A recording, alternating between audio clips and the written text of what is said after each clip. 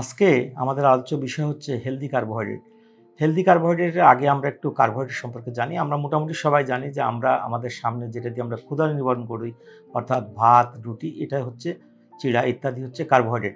এই কার্বোহাইড্রেটের মধ্যে হেলদি কার্বোহাইড্রেট এবং আনহেলদি কার্বোহাইড্রেট ডিফারেন্সিয়েট করা হয়েছে এভাবে যে আপনারা জানেন যে কার্বোহাইড্রেটের আলটিমেটলি এন্ড রেজাল্ট হচ্ছে গ্লুকোজ, মূলত গ্লুকোজ, আর দু একটা আছে ফ্রুক্টোজ, ল্যাকটোজ ইত্যাদি, বাট মূলত গ্লুকোজ।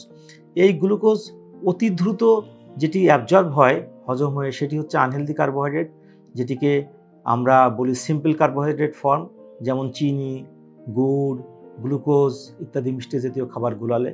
আর অন্যদিকে হচ্ছে হেলদি কার্বোহাইড্রেট বা কমপ্লেক্স কার্বোহাইড্রেট, যে কার্বোহাইড্রেট শরীরের ভিতরে 2 থেকে 3 ঘন্টা থেকে শুরু করে প্রায় 5 ঘন্টা পর্যন্ত লাগে হজম হতে, এবং এটি আস্তে আস্তে শোষিত হয়। হেলদি কার্বোহাইড্রেট যে সুবিধা সেটা হচ্ছে যে দীর্ঘক্ষণ ধরে ক্ষুধা নিবারিত হয়ে থাকে, স্যাটাইটি থাকে, এটা গ্লুকোজ ম্যানেজমেন্টের সুবিধা হয়, ইনসুলিন সিক্রেশনটাও প্রপোর্শনেটলি হয়, এবং এটি আমার যখন আস্তে আস্তে হজম হয় তখন এর গায়ে যে নিউট্রিয়েন্ট থাকে, এনজাইম থাকে, সেগুলো থেকে শরীর ভালো ভালো নিউট্রিয়েন্টগুলো নিতে পারে। অন্যদিকে আনহেলদি কার্বোহাইড্রেটের এর কোনো সুযোগ নাই। আমরা একটু জানি যে হেলদি কার্বোহাইড্রেট কি। হেলদি কার্বোহাইড্রেট হচ্ছে যে আঁশ বা ব্রাউনযুক্ত যে চাল বা আটা, যেমন ধরেন এখানে ব্রাউনযুক্ত চিড়া, তারপরে এখানে আছে হোল গ্রেন অর্থাৎ ছোলা, ডাবরি, কাবরি ইত্যাদি, দই, তারপরে এটাতে আছে আরেকটু মডিফাইড ফর্মের কমপ্লেক্স কার্বোহাইড্রেট, দইয়ের সাথে ভাত মিশিয়ে রাত্রে রেখে বা দিনে রেখে 8 ঘন্টা পরে খাওয়া, অর্থাৎ এটি কাঞ্চি রাইস বলে। এগুলো হচ্ছে হেলদি কার্বোহাইড্রেট। পেয়ারা, এটি একটা হেলদি কার্বোহাইড্রেট।